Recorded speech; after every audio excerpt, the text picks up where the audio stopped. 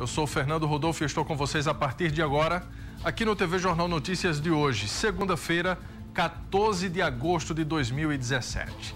E a semana começa com uma cena deplorável no centro de Caruaru. Um homem foi morto a facadas próximo à Praça do Rosário e tudo foi gravado por duas pessoas que passavam de carro pelo local. Me dá as imagens aqui na tela. Olha só. Olha o momento, a gente está vendo aí dois homens, um de camisa branca, não, a camisa clara, outro de boné vermelho ali. O de boné vermelho, a gente vai repetir as imagens, o de boné vermelho, ele está chutando a cabeça de uma pessoa. E o outro, de camisa cinza, está dando as facadas. Observe bem agora o de camisa cinza. Olha só o que ele está fazendo, ele está dando as facadas, enquanto o outro de camisa listrada ali fica chutando a cabeça dessa pessoa, dessa vítima aí. Cenas lamentáveis, registradas aí por duas pessoas que passavam pelo local. Dá para ver a faca na mão dele ainda aí ou não? Dá para ver? Congela a imagem aí quando ele sai, quando ele levanta aí. Não dá para ver muito bem, mas ele está segurando uma faca peixeira, que foi a arma que ele utilizou para tirar a vida dessa pessoa. Quando eles vão embora, a vítima ainda, que está ali no chão, sem camisa, ainda levanta o braço. Observe que ele levanta o braço, mas rapidamente ele vai com o braço ao chão porque não tem mais forças, né? O nome dele é o Danilo Edgar da Silva. Danilo Edgar tinha 26 anos.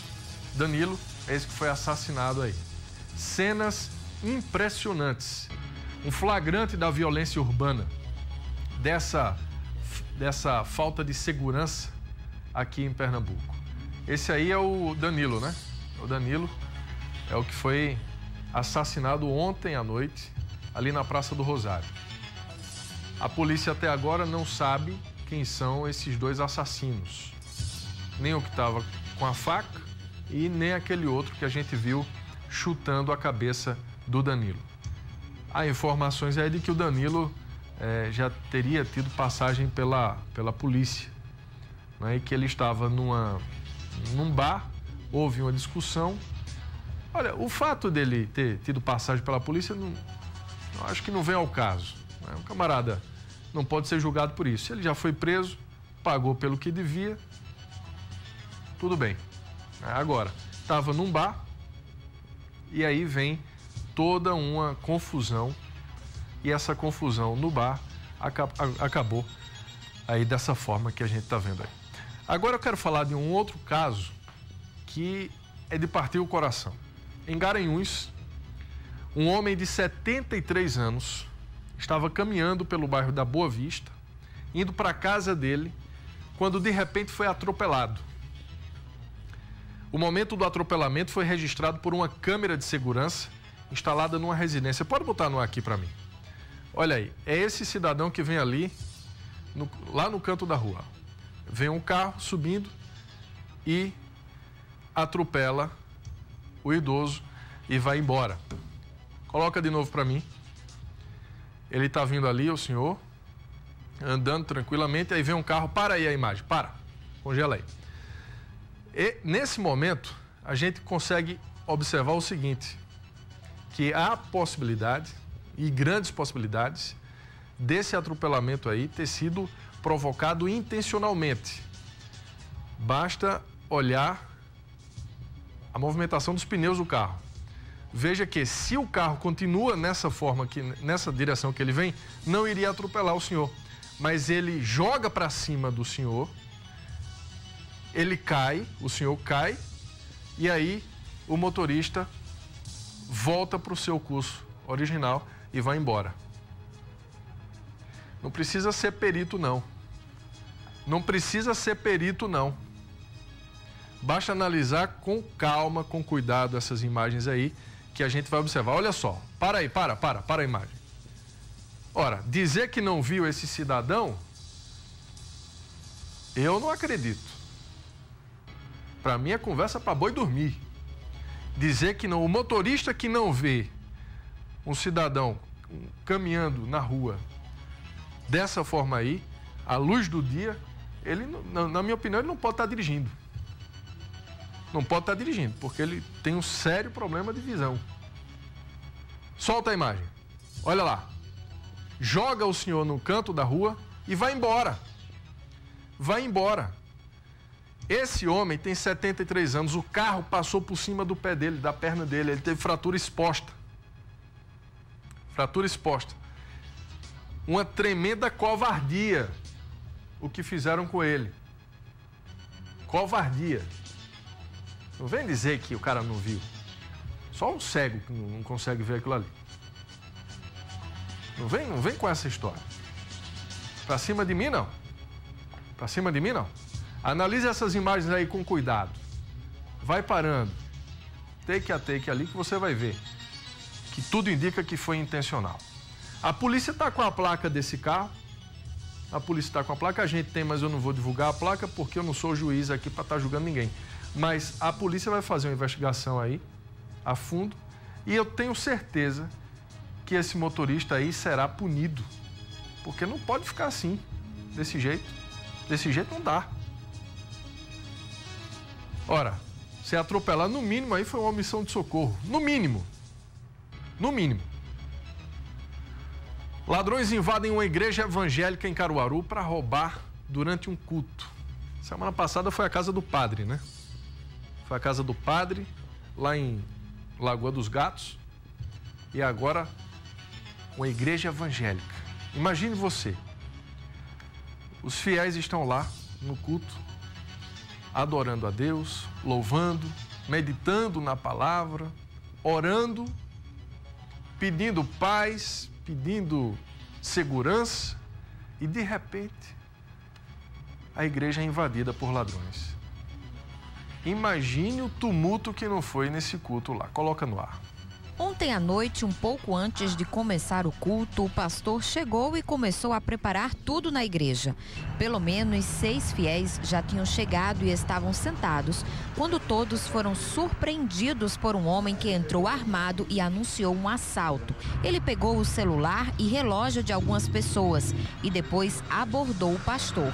Com o descuido do bandido, ele derrubou a arma e o imobilizou. Quando eu olhei assim, eu pensei logo que era uma pessoa embriagada, mas aí, como ele abordou uma das mulheres que estava aqui na igreja e com a mão na arma pediu um celular e o relógio, aí eu vi logo que era um assalto.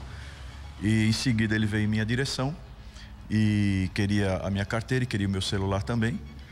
E aí, situação difícil, né? Mas na hora que ele deu o vacilo, aí eu segurei na arma dele, me joguei com ele no chão, por isso que as coisas estão quebradas aí. Mas o pastor só reagiu ao assalto e imobilizou o bandido porque ele é policial civil e tem um treinamento específico para isso. É claro que eu não ia, se eu não tivesse condições de fazer, eu não ia fazer, né? Mas a gente tem um treinamento para isso, a gente tem uma consciência, mas não reaja não faça isso não, gente, porque eu não tenho arma, eu não estava armado na hora e o sujeito estava armado. Então, o interessante é que as pessoas não reajam e fiquem na tranquilidade. Depois que o assaltante entrou na igreja, as mulheres que estavam lá dentro saíram correndo aqui para a rua para pedir ajuda. Elas pediram socorro a um homem que estava aqui na frente, só que ele era um segundo bandido que estava esperando aqui fora. Ao ver que o homem tinha sido imobilizado pelo pastor, ele entrou para ajudar o comparsa. As mulheres também ficaram gritando, pedindo ajuda, quando um outro ladrão que estava do lado de fora entrou ameaçando de atirar em nós se eu não largasse esse ladrão, né? Então eu tive que largá-lo e graças a Deus que eles não atiraram. Na hora de ir embora, os dois acabaram se atrapalhando e tropeçaram nas cadeiras. Todos os pertences que foram pegos caíram no chão e eles fugiram sem levar nada. Esse fiel, que preferiu não se identificar, foi quem ajudou o pastor na hora. Ele muito agressivo, foi muito agressivo com o pastor. E nesse momento, aí eu fiquei parado, vendo a reação dele, do pastor, e ele pedindo as coisas, pedindo as coisas, pedindo as coisas. E depois ele voltou para mim. Se voltou para mim, foi o momento em que o pastor teve uma oportunidade e segurou a arma dele.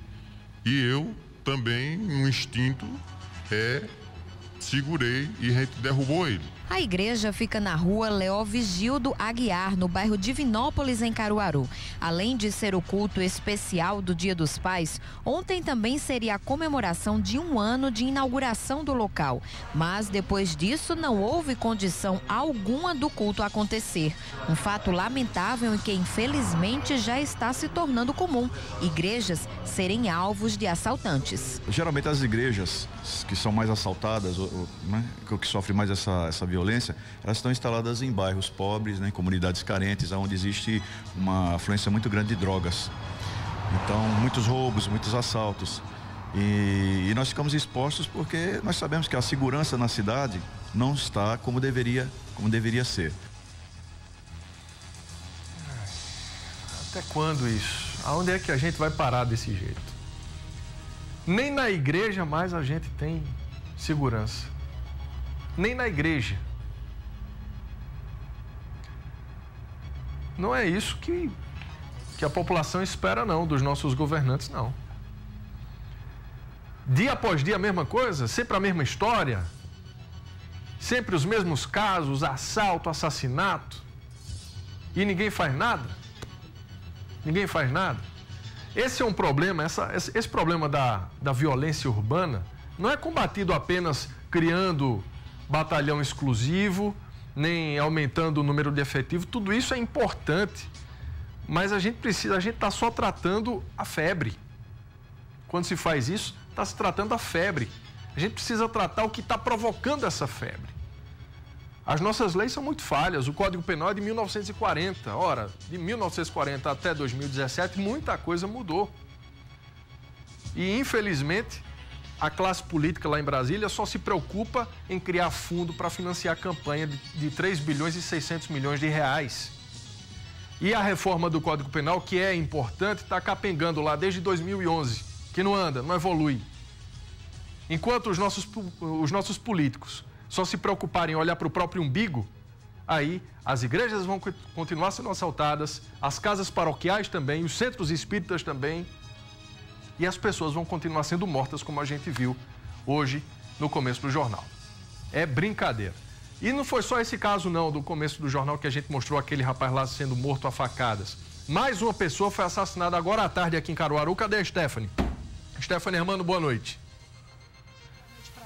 Boa noite para todo. Um ex-presidiário que estava na casa dele, lá no bairro Demóstenes Veras, sozinho. De acordo com familiares, ele saiu da penitenciária Juiz Plácido de Souza há aproximadamente 10 dias.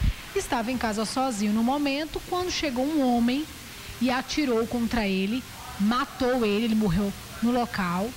A polícia não sabe identificar qual seria a motivação deste crime, quem seria esse suspeito, mesmo ele sendo ex-presidiário.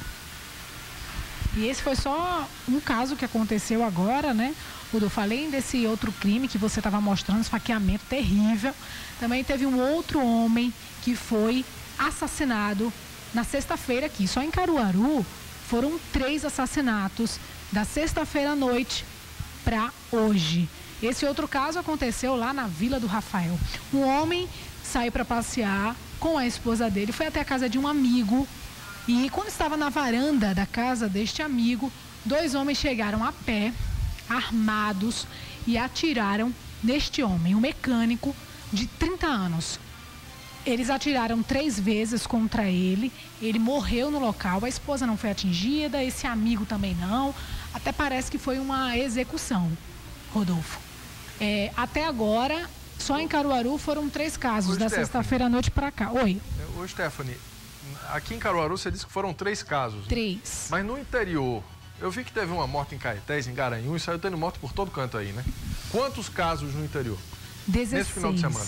Da sexta-feira à noite para cá, Rodolfo, 16 casos. 16 casos de assassinatos aqui no interior do estado. Estou com a relação, inclusive, aqui das cidades onde aconteceram esses assassinatos. Se a gente for contar tudo, não dá tempo, né? O jornal é curto, mas estou aqui com a relação. Aconteceu um caso em Garanhuns, Altinho, Ibimirim, Brejo da Madre de Deus, Jataúba, Caetés, São João, Passira, Gravatá, Petrolina, Floresta, Belo Jardim e Caruaru. 3. 16 assassinatos. Muito obrigado pela sua participação aqui, viu? Um abraço para você. Bom, a gente vai para o intervalo e o TV Jornal Notícias volta daqui a pouco. Até já.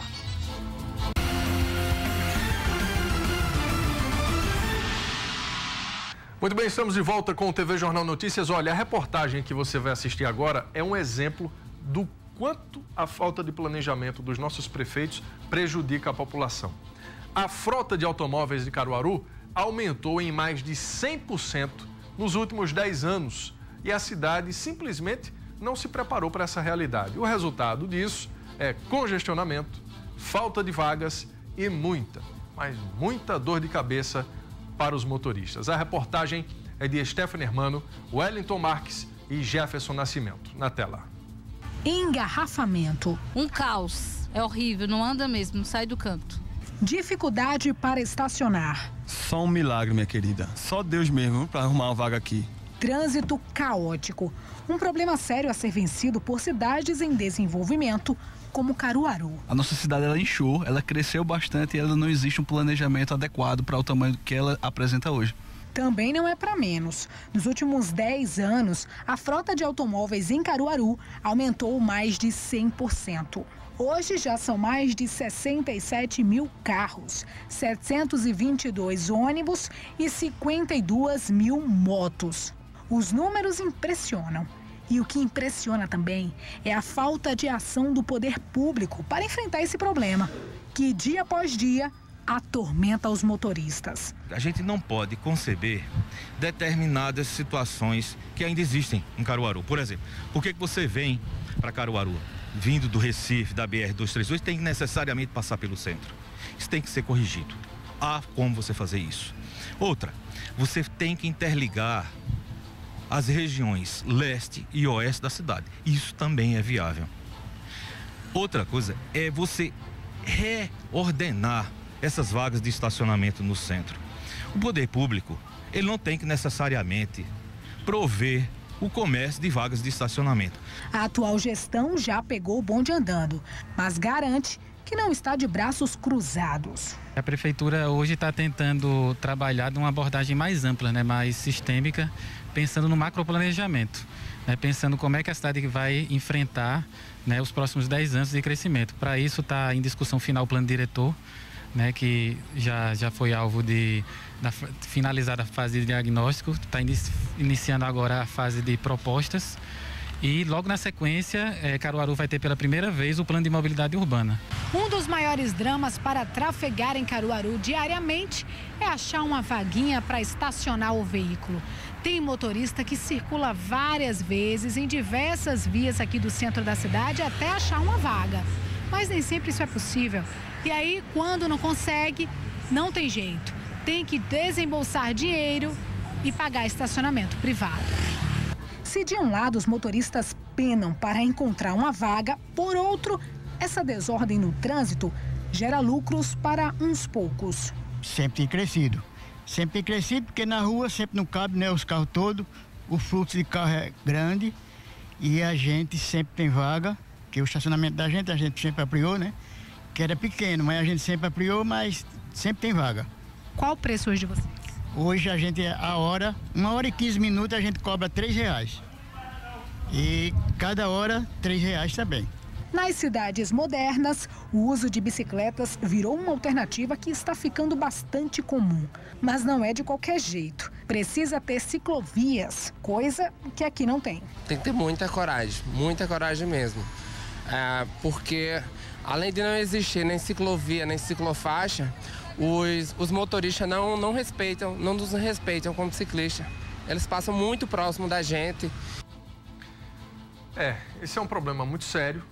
A mobilidade urbana não é nada fácil de se resolver, de se planejar. A prefeita Raquel Lira pegou uma batata quente, mas ela é uma prefeita moderna, uma prefeita bem intencionada. A gente acredita que ao longo desses próximos anos do seu mandato, ela vai sim agir nessa causa. Agora, nós falamos que a frota aumentou mais de 100% nos últimos 10 anos, ou seja, 2 anos lá atrás de Tony Gel, mais 8 anos de Zé Queiroz, e a gente não viu nesses governos nada que pudesse planejar o futuro da cidade. Se falam tanto aí em visão e olhar para frente, mas faltou isso lá atrás. Se tivessem planejado Caruaru de 2017, de 2018, de 2019, a gente não estaria hoje com esses problemas aí. Óbvio que congestionamento existe em todo lugar. Não se trata, a gente não quer aqui uma fórmula mágica para tirar o congestionamento de Caruaru, não. Mas nenhuma obra foi feita nesse sentido. Nenhuma obra de alargamento de ruas, abertura, criação de avenidas. Nada disso foi feito. Não dá agora para jogar a conta para a prefeita, que assumiu em janeiro, tem 8 meses. Agora, daqui para frente, a gente espera que ela possa, sim, ter um olhar focado nisso, não é? E possa, acima de tudo, preparar Caruaru para que quem vier depois dela. Enquanto a gente tiver prefeitos que olham apenas para o seu governo, a gente não vai ter políticos preocupados com o futuro da nossa cidade. E isso é muito preocupante. Em Olinda, os casos de violência não param. Moradores do sítio histórico denunciam a onda de assaltos e arrombamentos a bares e casas. O circuito de segurança de uma delas, inclusive, flagrou o momento em que um ladrão invadiu a residência no meio da tarde. No final de semana, o alvo dos ladrões foi a casa do cantor Alceu Valença. Nem Alceu está escapando mais da violência. Na tela.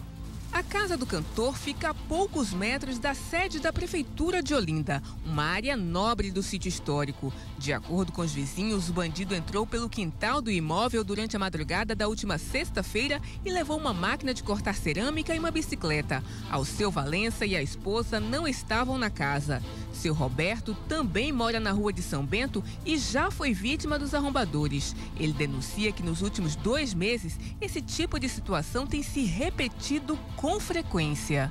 Eles entraram pelo quintal da minha casa e roubaram 2 freezers. Freezers mesmo, levaram por trás de casa.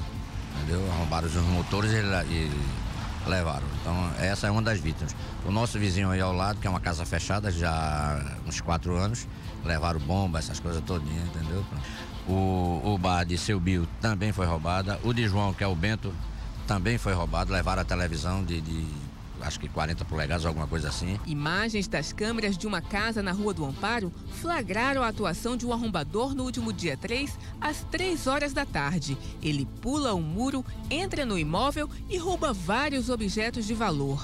Aqui no sítio histórico existem 40 câmeras de segurança instaladas pela Secretaria de Defesa Social para inibir a ação dos bandidos e facilitar o trabalho da polícia, já que a Cidade Alta é o principal ponto turístico do município. Apesar do alto investimento nos equipamentos, as câmeras não funcionam há meses, o que reforça a sensação de insegurança dos moradores. Ela está em cima, mas as pessoas sabem que ela não está funcionando. Ela vai funcionar talvez no carnaval, mas até o carnaval ainda está muito longe. Da Rua do Bonfim, onde moram meus pais, tem assalto direto.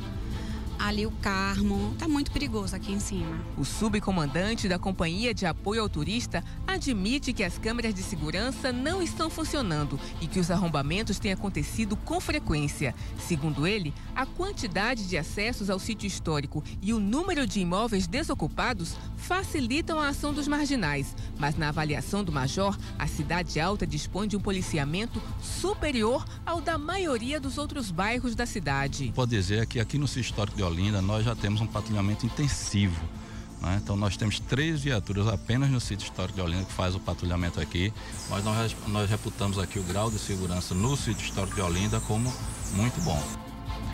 Muito bem, final de programa, a gente volta amanhã. Coragem e fé sempre, um abraço, até lá. TV Jornal, Pernambuco em primeiro lugar.